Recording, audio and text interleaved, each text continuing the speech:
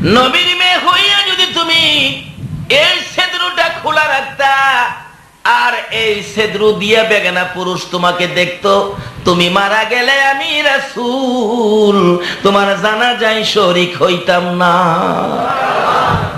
নবী যদি মেয়ের বেলায় এটুকুন সেদরু সহ্য করতে না পারে, তুমি যে নবীরে ভালোবাসো, তোমার বিবিকে সাজাইয়া মার্কেটে নিয়ে গেলা, তুমি কি আমার নবীর কথা মনে হইল না? তাহলে বুঝা গেল নবীর ভালোবাসা মুখে মুখে, কাজের বেলায় না। যারা নবীকে ভালোবাসতো, হযরতে বেলাল হাবশীর জীবনে খুলুন। বেলাল উমাইয়া ইবনে খালফের কিনা গোলাম ছিল। নবীর ভালোবাসার মালা যখন গলায় পড়ল, উমাইয়া ইবনে খালফ বেলালকে নির্যাতন শুরু করলো।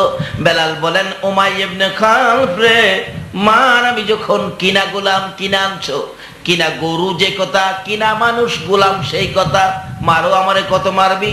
ও উমাইয়া ইবনে খালফ, জেনে রাখো, মার খাইতে খাইতে আমার জীবন দিব, আমি রাসূলের ভালোবাসা ছাড়বো না।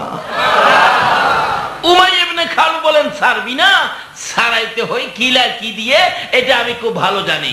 খুব মারলেন, সমস্ত শরীর গা হয়ে গেলেন। আবার পরের দিন সকালবেলা যেই যেই জায়গাগুলো গা হয়েছিল, এই গার উপরে আবার আক্রমণ শুরু করছে। বেলাল আঘাতের পর আঘাতে এক একটা চিৎকার মারে, ইয়া রাসূলুল্লাহ বলে ডাক মারে। মারতে মারতে সমস্ত শরীর ক্ষত বিক্ষত। তারপরও বেলাল যখন নবীর ভালোবাসা ছাড়ে নাই, উমাইয়া ইবনে খালফ রোদ্রের মধ্যে কাঁচা চামড়ার ভিতরে বেলালকে ঢুকাইলেন। কাঁচা চামড়ার ভিতরে সমস্ত শরীর ঘা, বেলালকে ঢুকাইয়া সিলি করে প্যাকেট করে মরুভূমির রোদ্রের মধ্যে সারাটা দিন ফালাইয়া রাখছে। বেলাল শ্বাস ফালাইতে পারে না, একেবারে মৃত্যুর মুখে চলে গেলেন। বিকাল বেলা যখন সিঁড়িটা খুলে দিলেন, বেলাল জ্ঞান হারা হয়ে পড়ে আছে, একেবারে সিদ্ধ হয়ে গেছে গরমের তাপে। এরপরেও বেলালকে রেহাই দেয় না। বেলালের গলার মধ্যে রশি লাগাইয়া দিলেন। এক বয়সের ছেলেরা বেলালের রশি ধরে শেষরাইয়া রাস্তা দিয়া বেলালকে ঘোরায়। অবশেষে পাহাড়ের উপরে তুলেছে বেলালকে। পাহাড়তে যখন ধাক্কা দিয়ে ছেড়ে দিছে গো, বেলাল গড়াগড়ি করতে করতে পাথরের পর পাথরের বাড়ি খাইতে খাইতে সমস্ত শরীর রক্তে লাল লাল হইয়া পাহাড়ের নিচে পড়ে জ্ঞান হারা হইয়া পড়ে আছে। যখন বেলালের জ্ঞান ফিরে আসতো, চিৎকার মেরে ডাক মারতো, ইয়া রাসূলুল্লাহ, ইয়া হাবিবাল্লাহ, ইয়া রাসূলুল্লাহ, ইয়া হাবিবাল্লাহ। উমাইয়া ইবনে খালফ বলেন, এত মার এত কষ্ট দেওয়ার পরও বেলাল এই কালিমা ছাড়ে না, নবীর ভালোবাসা বলতে পারে না। কি করব, কিভাবে বলাবো? একজন পরামর্শ দিলেন, শারীরিক নির্যাতনে বেলাল মুখে দিয়া নবীর ভালোবাসার প্রকাশ করে। উমাইয়া ইবনে খালফ অবশেষে মুখকে বন্ধ করার জন্য নবীর ভালোবাসার ব্যক্তি বেলালের মুখের ভিতরে জ্বলন্ত আগুন ঢুকাইয়া দিল। বেলালের মুখ জিহ্বা পুড়ে গেল। তারপরও বেলাল নবীকে ভালোবাসা ছাড়ে না। উমাইয়া ইবনে খালফ বেলালকে একটা রুমের ভিতরে বন্দি করে রাখলেন। বেলাল নবীর ভালোবাসায় গুনগুন করে দিন রাত কান্দে। একদিন আবু বকর এই রাস্তা দিয়া যাইতেছিল, শুনে কে যেন নবীর প্রেমে কান্দে। ডাকলেন, বাড়িতে কে আছো? উমাইয়া ইবনে খালফ বাহির হয়ে গেলেন, আমি আছি। তোমার ঘরে কে কান্দে? একটা কিনা গোলাম আখিরি নবীর কালিমা পড়ে ফেলেছে, এত মার দিলাম রে আবু বকর। এই বেলাল তো ওই নবীর ভালোবাসা ছাড়ে না। বলুন, আবু বকরের কলিজায় আগুন লাগছে নি? আবু বকর বলেন, উমাইয়া ইবনে খালফ রে, এটা কেমন পাগল রে, আমার একটু দেখাও না। উমাইয়া ইবনে খালফ দরজাটা খুলে দিলে আবু বকর দেখে সমস্ত শরীরে রক্তে লাল লাল হয়ে গেছে। আমি যেই নবীর পাগল, আরেক পাগল এখানে বন্দী হইয়া কান্দে। আবু বকর বলেন, উমাইয়া ইবনে খালফ, এই পাগলটাকে বিক্রি করে দাও না, মাইরা লাভ হবে কি? বিক্রি করলে তুমি নিবে? আবু বকর বলেন, নিব। কত দাম? যা দিয়ে কিনছি তা দিতে হবে, আমি রাজি, তাই দিব। ও আবু বকর, এই পচা বেলাল নিয়ে কি করবে? আবু বকর কান্দে, উমাইয়া ইবনে খালফ রে, নবীর পাগল দে রে, আমি নবীর দরবারে লইয়া যাইব। উমাইয়া ইবনে খালফ বলেন, আরো যদি বেশি টাকা দাম চাই তাও কি তুমি নিবে? আবু বকর বললেন, রে উমাইয়া ইবনে খালফ, শুধু বেশি টাকা নয়, আজকে যদি আমি আবু বকর 7 আসমান 7 জমিনের মালিক হই, আর তা দিয়ে যদি বেলালকে খরিদ করা লাগে রে, আমি 7 আসমান 7 জমিন দিয়া হইলেও বেলাল খরিদ করব, বেলাল থুইয়া যাইব না। আল্লাহ,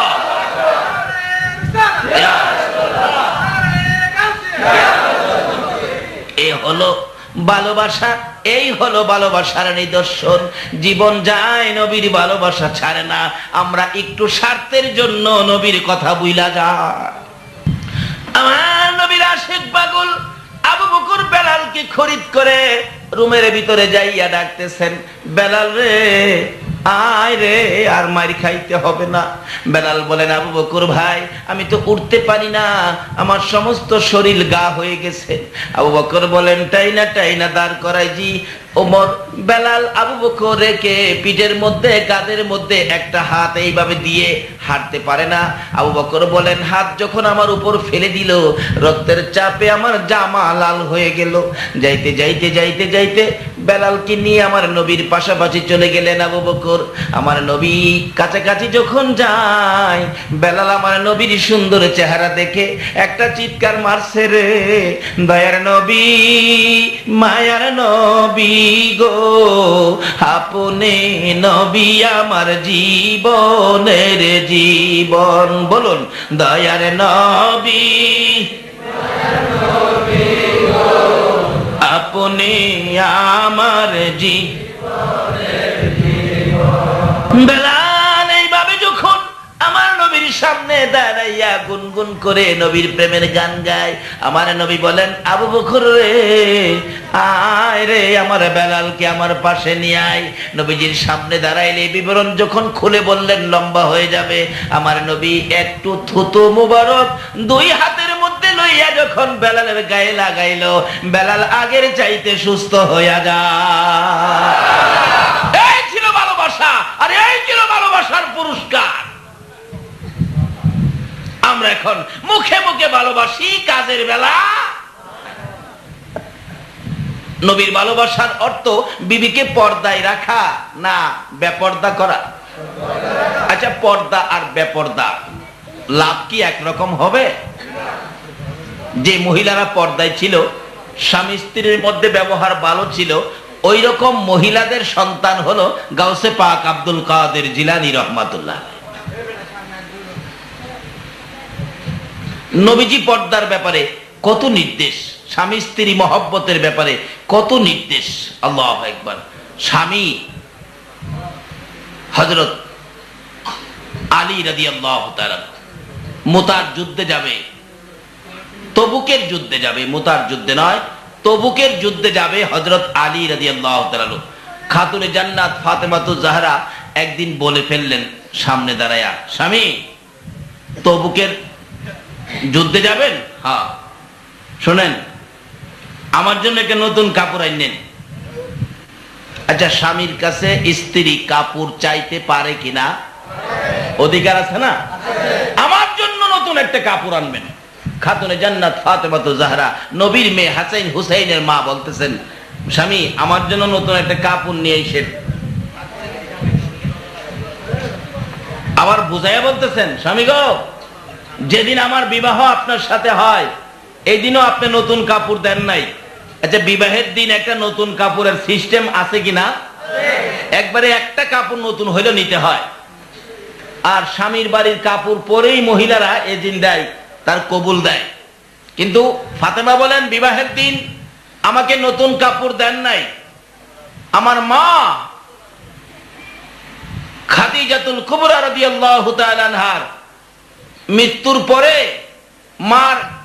মৃত মায়ের কাপড় ছিল ঘরে, মৃত মায়ের কাপড় পরে আমি ফাতেমার বিবাহ হয়েছে।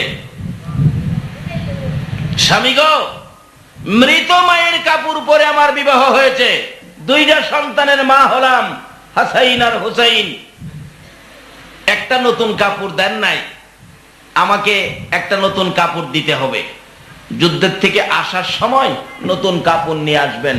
বলুন, এইভাবে স্বামীর কাছে চাওয়া স্ত্রীর অধিকার আছে কিনা? কিন্তু অধিকার মতো তো চাইলেন।